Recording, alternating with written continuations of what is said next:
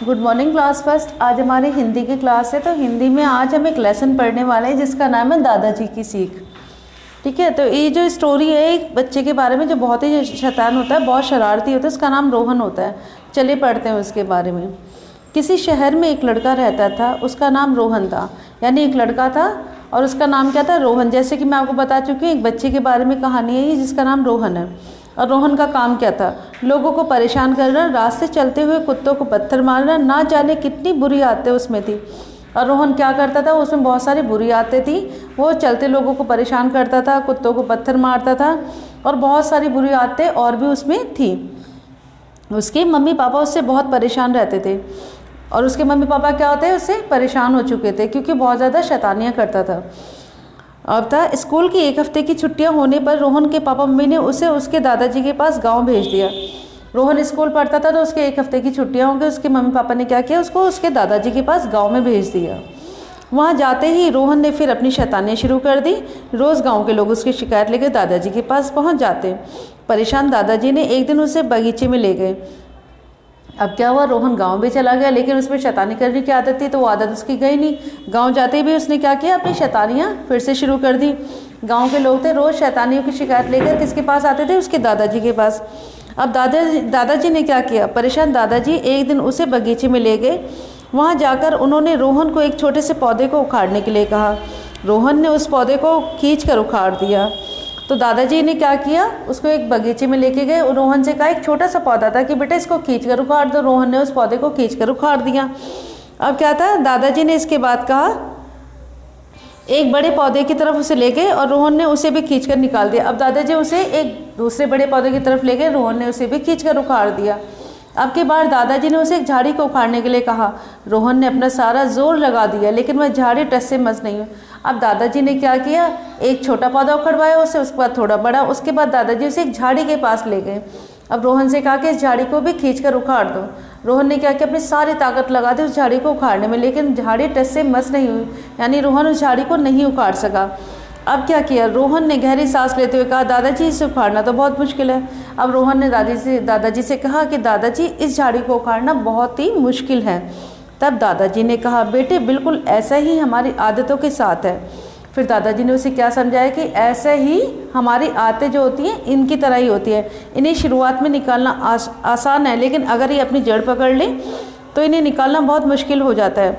अब दादाजी ने उन्हें समझाया कि बेटा हमारी जो बुरी आदतें होती हैं, अगर हम इन्हें स्टार्टिंग में ख़त्म करना चाहें तो ख़त्म हो सकती हैं, लेकिन अगर उनकी हमें लत लग जाए, हम बहुत टाइम हो जाए, तो आदतें क्या होती हैं, पेड़ की तरह होती हैं, वो भी अपनी जड़ें हमारे अंदर जमा लेती है, फिर उन्हें निकालना मुश्किल हो जाता है, असंभव हो जाता है। और दादाजी की इस शिक्षा से रोहन का जीवन बिल्कुल बदल गया। अब वह एक अच्छे बच्चे की तरह रहने लगा। उसके इस बदले व्यवहार से उससे सभी बहुत खुश थे। अब क्या किया, रोहन ने दादाजी की सीख को अपने जीवन में अपना लिया। वह एक अच्छे बच्चे की तरह बिहेव करने लगा और उसके इस बदले हुए व्यवहार से सभी लोग क्या थे, उससे अब खुश थे। तो अब इस पाठ को पढ़ने से हमें क्या शिक्षा मिलती है कि अगर हमारे अंदर कोई भी बुरी आदत है, बुरी लत है, कोई भी हम शैतानियाँ करते हैं, अगर हम उसे समय रहते उस पर पाबंदी लगा दें, उसे ख़त्म कर दें, तो हम उसे ख़त्म कर सकते हैं। लेकिन धीरे धीरे जैसे जैसे हम टाइम बीतता जाता है, समय बढ़ता जाता है, अगर हम उस आदत से नहीं छुटकारा पाते, मतलब उस आदत को नहीं ख़त्म करना चाहते, तो वो आदत भी क्या होती है, एक पेड़ की तरह हमारे अंदर जड़ों के रूप में जड़ों की तरह फैल जाती है। फिर उस बुरी आदत को निकालना हमारे लिए असंभव हो जाता है। तो इस पाठ से हमें यही शिक्षा मिलती है। अब इसके पीछे के क्वेश्चन आंसर हम करते हैं। क्लास फर्स्ट, ये है हमारे इस पाठ के कठिन शब्द जो कि आपने कॉपी में करने। पत्थर, छुट्टियाँ, शैतानियाँ, मुश्किल, शुरुआत, व्यवहार, शिकायत, उखाड़ने, शिक्षा, व्यवहार। पाठ में आए कठिन शब्द थे। इसके बाद है शब्दार्थ यानी वर्ड मीनिंग। टस से मस ना होना, कोई असर ना होना, नो इफेक्ट। जोर यानी ताकत, शक्ति, फोर्स, ठीक है। और शैतानी का मतलब होता है शरारत, मिस्चीफ। मुश्किल का मतलब होता है कठिन यानी हार्ड। तो ये हमारे शब्दार्थ थे, ये भी आप कॉपी में करोगे। इसके बाद है सही उत्तर पर सही का चिन्ह लगाओ, यानी एक प्रश्न के हमें 3 ऑप्शन दिए हैं, जो सही है उस पर हम टिक लगा देंगे। रोहन कहाँ रहता था? रोहन शहर में रहता था, तो शहर पर हमने टिक लगा दिया। रोहन कैसा लड़का था? रोहन शरारती लड़का था, शरारतीपन में टिक लगा दिया। दादाजी की शिक्षा से रोहन का जीवन बिल्कुल बदल गया, तो बदल गया पे हमने सही का निशान लगा दिया। अब उचित शब्द चुनकर रिक्त स्थान भरो, यानी हमें यहाँ 2 शब्द दे रखे हैं, इसमें से उचित शब्द चुनकर हम रिक्त स्थान की पूर्ति करेंगे। रोहन में ना जाने कितनी डैश आते थी, बुरी आते थे ना, तो बुरी पे हमने यहाँ लिख दिया।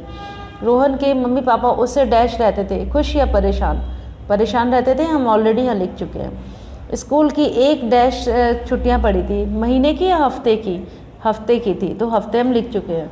रोहन को उसके डैश जी के पास भेजा गया, किसके, नाना या दादा, दादाजी के पास ना, तो हमने यहाँ लिख दिया। अब प्रश्न नंबर 4 है, सही मेल मिलाओ। रोहन शहर में रहता था, दादाजी गांव में रहते थे, परेशान कौन थे, मम्मी पापा, और शिकायत किसकी आती थी, उसकी शरारतों की, तो ये हमने सही मेल मिला लिया। अब सही शब्द पर घेरा करो। इसमें से हमें एक शब्द के 3-3 शब्द दे रखे हैं, उसमें से एक शब्द हमारा सही है, क्योंकि इसमें क्या है, थोड़ी सी मिस्टेक है। बाकी के 2 शब्दों में जो सही शब्द है उस पर हम घेरा लगाएंगे, यानी सर्कल करेंगे उसे। तो ये वाला पत्थर हमारा सही है, इस पर हमने घेरा लगा दिया। अब शिकायत शब्द है हमारा, ये वाला शिकायत हमारा सही है, इस पर हमने घेरा लगा दिया। अगला शब्द हमारा छुट्टियाँ, तो यहाँ पर छुट्टियाँ बिल्कुल सही है, इसको हमने क्या कर दिया, घेरा लगा दिया। इसके बाद है वाक्य बनाओ। प्रश्न नंबर 8 में परेशान। देखिए क्लास फर्स्ट मैंने वाक्य बना के दिए हैं, अगर आपके दिमाग में कोई और वाक्य हो तो आप वो भी लिख सकते हैं। परेशान, रोहन सभी को परेशान करता था। मेरा स्कूल, मेरे घर के पास एक स्कूल है। नंबर गा पर है गाँव, मेरा गांव बहुत सुंदर है। अब नंबर घा में शैतानी पर वाक्य बनाना है, तो ये हमें शैतानी नहीं करनी चाहिए। ये आपके वाक्य बना हो गया। इसके बाद है प्रश्न नंबर 9, विलोम शब्द लिखो। विलोम शब्द क्या होते हैं, उल्टे अर्थ वाले शब्द होते हैं। तो शहर का क्या हुआ, गांव, और ये गरीब का अमीर, बुरा का क्या होगा, अच्छा, बड़ा का छोटा, मुश्किल का आसान, और थोड़ा का ज़्यादा।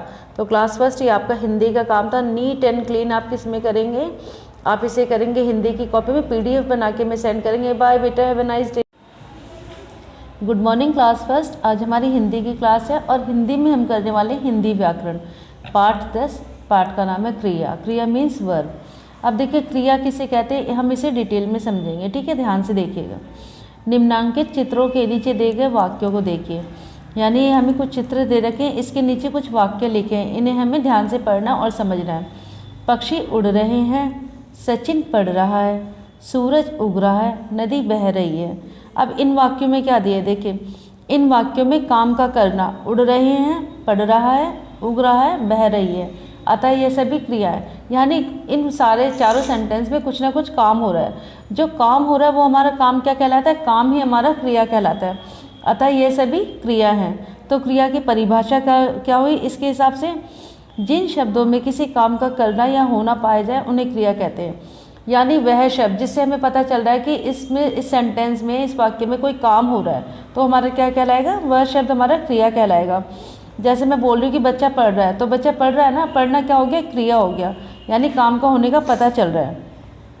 इसके अतिरिक्त निम्नलिखित शब्द भी क्रिया होते हैं। अब देखिए यहाँ तो जैसे बह रहा है, पढ़ रहा है, सो रहा है, लिख रहा है, जग रहा है, ये सारा में पता चल रहा है कि हाँ भाई काम हो रहा है। लेकिन इसके अलावा भी कुछ शब्द होते हैं जिससे हमें पता चलता है कि ये क्रिया है, ठीक है। वह कुमार है, अब इन्होंने बोला ही वह कुमार है, अब इसमें क्रिया का पता आप कैसे करेंगे। इसी तरीके से एग्जाम्पल दे रखा, तुम छोटे हो या वे खिलाड़ी हैं। अब इसमें क्रिया तो इसमें इन्होंने कुछ बताई नहीं है कि कुछ काम हो रहा है, या कुमार बर्तन बना रहा है, नहीं बोला ना, और ये वह खिलाड़ी खेल रहे हैं, ऐसा कुछ नहीं बोला। इन्होंने बोला वह कुमार है, तुम छोटे हो और वे खिलाड़ी हैं। तो इन शब्दों में क्रिया शब्द का पता लगाने के लिए विशेष है, हो, हैं या था जैसे शब्द भी कार्य के होने की सूचना देते हैं। अर्थात इन वाक्यों में जो है, हो है, ये शब्द हमें क्या बता रहे हैं कि यही हमारी क्रिया है इन वाक्यों में। तो क्रिया, ये कार्य के होने की हमें सूचना दे रहे हैं, अतः ये हमारे क्रिया शब्द हुए। अब देखिए क्रिया की आवश्यकता, यानी नीड ऑफ वर्ब, कि हमें क्रिया की आवश्यकता क्यों होती है। वाक्य निर्माण में क्रिया की अत्यधिक आवश्यकता होती है। यानी हम किसी भी वाक्य का निर्माण कर रहे हैं, कोई भी नया वाक्य बनाने जा रहे हैं, तो उसमें भी क्या होता है, क्रिया की आवश्यकता होती है। अब निम्नलिखित वाक्यों को देखिए। अंजना पत्र इन्होंने छोड़ दिया, आगे नहीं पता क्या कर रही है, वो लिख रही है, पढ़ रही है, नहीं पता। यह लड़का, आगे वाक्य इन्होंने छोड़ दिया है। आप कब, बहादुर मौसी, तो ये क्या हमारे अधूरे वाक्य हैं एक तरीके से। तो क्या ये वाक्य सार्थक है, बिल्कुल भी सार्थक नहीं है, क्योंकि पता ही नहीं चल रहा है इसमें क्या काम हो रहा है, क्या नहीं हो रहा है ना, तो ये सार्थक वाक्य नहीं है। तो अभी देखिए विशेष, बिना क्रिया शब्दों के वाक्यों की रचना नहीं हो सकती। अगर हम इनके साथ क्रिया शब्द नहीं लगाएंगे तो वाक्यों की रचना नहीं कर सकते हम। अब इनमें क्रिया का प्रयोग देखिए, अंजना पत्र लिख रही है। अब इन्होंने क्या किया है, वाक्य को पूरा कर दिया। अंजना पत्र लिख रही है, पता चल गया ना हमारी क्रिया क्या है, लिखना हमारी क्रिया हो गई। यह लड़का बहादुर है, तो बहादुर क्या हो गया, हमारी क्रिया हो गई। आप कब आएंगे, आएंगे क्या हो गया, यहाँ पे देखना आप कब आएंगे, आएंगे हमारी क्रिया हो गई। मौसी बैठी हैं, ठीक है, तो हमारे ये वाक्य पूरे हो गए। तो इसमें क्या था, बिना क्रिया शब्दों के वाक्यों की रचना हम नहीं कर सकते, यानी क्रिया लगाना हमारे लिए कंपलसरी है। अब देखिए पशु पक्षियों की ध्वनियाँ भी क्रिया होती हैं। अब जो पशु पक्षी जो साउंड निकालते हैं, ठीक है, एनिमल साउंड बोलते हैं, बर्ड साउंड बोलते हैं ना, हम लोग अलग अलग तरह के साउंड निकालते हैं, अलग अलग तरह की आवाज़ें देते हैं मुँह से, तो वो सारे भी हमारे किस में आते हैं, क्रिया शब्दों में आते हैं। इसके उदाहरण भी इन्होंने हमें दिए हैं, जैसे सांप फुफकारता है, तो फुफकारना क्या हो गया, उसकी क्रिया हो गई। ऊँट बलबलाता है, ऊँट की क्रिया क्या है, बलबलाना हो गई। घोड़ा हिनहिनाता है, तो घोड़े की क्रिया क्या हो गई, हिनहिनाना। गधा रेंगता है, गधे की क्रिया रेंगता हो गई। हाथी चिंघाड़ता है, हाथी की क्रिया चिंघाड़ना हो गई। और गाय रंभाती है, तो गाय की क्रिया क्या हो गई, रंभाना हो गई। तो ये पशु पक्षियों की ध्वनियाँ उनकी क्रिया ही होती हैं। अब कुछ अन्य क्रियाओं का प्रयोग, ठीक है, कुछ क्रिया और भी हैं इसके अलावा, जैसे तूफान आ रहा है, तो तूफान का आना क्या हो गई, क्रिया हो गई। मिश्रा जी दफ्तर जाने वाले हैं, तो जाना क्या हो गया, मिश्रा जी का जाना क्या हो गया, उनकी क्रिया हो गई। खेल होने वाला है, तो खेल होना क्या हो गया, उनकी क्रिया हो गई। इन वाक्यों में आ रहा है, जाने वाले, होने वाला, यानी इसमें दिया ना आ रहा है, जाने वाले हैं, होने वाला है, तो ये क्या वाक्यांश विभिन्न क्रियाओं को प्रकट कर रहे हैं। तो ये वाक्य भी है, अलग तरह की क्रिया को प्रकट कर रहे हैं, जो अलग तरह की क्रिया होती है, विभिन्न क्रियाएँ होती हैं। तो ये हमने पढ़ लिया। आई होप कि आपको क्रिया समझ में आया होगा। नहीं समझ में आया होगा तो आप वीडियो को एक बार दोबारा देखिएगा, अच्छे से समझना है इसे। क्लास फर्स्ट क्रिया हम कर चुके हैं। अब क्रिया में क्या है हमारी, इसकी बैक एक्सरसाइज है, पाठ के पीछे के प्रश्न उत्तर हमें ही करने हैं। तो प्रश्न नंबर 2 में क्या है, दिए गए वाक्यों में से क्रिया शब्दों को छांटकर सामने लिखो। अब यहाँ कुछ वाक्य दिए, इनमें से क्रिया शब्द को हमें छांटना और सामने लिखना है, जो कि मैं ऑलरेडी लिख चुकी हूँ आपके लिए। कहा है मोर नाचता है, तो नाचता क्या है, क्रिया है, जो कि मैंने सामने लिख दिया है। वे छात्र हैं, अब मैंने बताया था ना कुछ विशेष क्रियाएँ होती है जिसमें हा है या था से पता चलता है कि वे क्रिया शब्द हैं, तो है इसमें क्रिया है। फूल खिल रहा है, तो खिल क्या है, इसमें क्रिया है। विकास कविता पढ़ेगा, तो इसमें पढ़ेगा क्या होगी, हमारी क्रिया होगी। अर्चना नाचती है, नाचती क्या है, इसमें हमारी क्रिया है। और प्रश्न नंबर 3 में हमें दिया है निम्नांकित चित्रों के अनुसार क्रिया भरकर वाक्य पूर्ण करो, यानी क्रिया शब्द यहाँ भरने हैं और वाक्य को पूर्ण करना है। खिलाड़ी खेल रहा है, दादाजी समाचार पढ़ रहे हैं, दादाजी समाचार पत्र पढ़ रहे हैं।